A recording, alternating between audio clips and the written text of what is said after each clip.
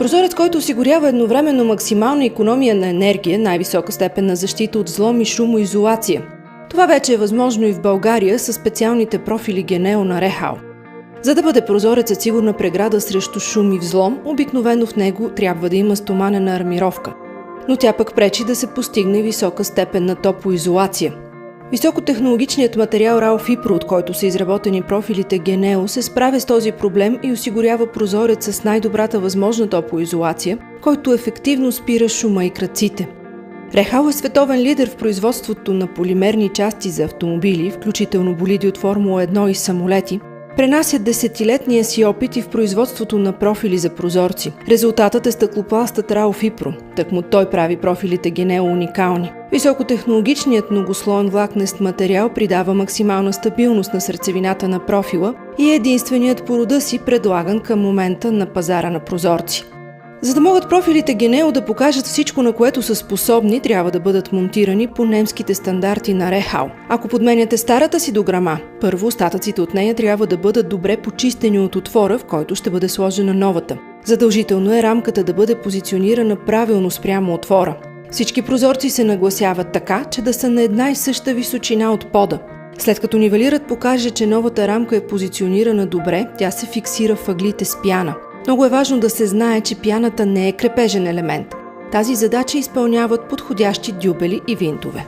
Поради това, че Geneo няма стоманена армировка, отворите за дюбелите се пробиват с шаблони. Така е сигурно, че ще минат през специалните камери на профила, през който той се захваща за стената. Винтовете трябва да бъдат поставени на 60 см един от друг по цялата обиколка на прозореца. Според изчисленията на германските експерти, само така се гарантира, че дограмата ще поеме натоварването на собственото си тегло, на допълнителната тежест, когато прозорците са отворени, и на вятъра. След стабилното закрепване с винтови и дюбели, фугите между стената и рамката на прозореца се запълват с пяна. Специалните изолационни ленти гарантират, че с течение на годините фугите ще си останат все така добре запечатани. Плътната преграда за енергийните загуби може да се подсили, като в профила Geneo се поставят термомодули, които допълнително подобряват топлоизолационните качества. Geneo е достъпният и в България профил, сертифициран за пасивна къща. Едновременно с перфектната топлоизолация, прозорците от профили Geneo осигуряват и най-високата степен на шумоизолация, която досега не беше възможна без използването на метална армировка. И без стомана материалът RAL FIPRO и иновативната конструкция на профилите Geneo гарантират второ ниво по скалата за степен на защита от взлом, а при допълнителни мерки покриват и най-високото ниво – проникване с кози крак, например. Когато към уникалната здравина на Geneo се добави армировка, профилите могат да бъдат използвани за изработването на толкова големи отваряеми части, колкото досега беше невъзможно с ПВЦ дограма. В случая крилото на този прозорец е с размери 250 на 130 см и с тегло над 100 кг. Високотехнологичният материал, от който са изработени профилите Geneo, позволява свобода на фантазията не само за размерите, но и за формата на прозорците и витрините. Въображението на собствениците и архитектите е напълно свободно и по отношение на цветовете и покритията.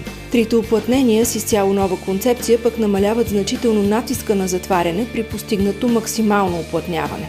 Спазването на немските стандарти за качество на дограмите и монтажа най-добре могат да осигурят оторизираните REHAL партньори. Гаранцията идва от годишните одити на качеството на производството им и текущия контрол на производството и монтажа. Непрекъснатото повишаване на квалификацията им в REHAL Академия ги прави отлични консултанти в областта на енергийната ефективност, безопасността и комфорта. Компетентната фирма, която има право да се нарича оторизиран REHAL партньор, се отличава по този знак, а контактите на всички оторизирани партньори на REHAL са на този адрес.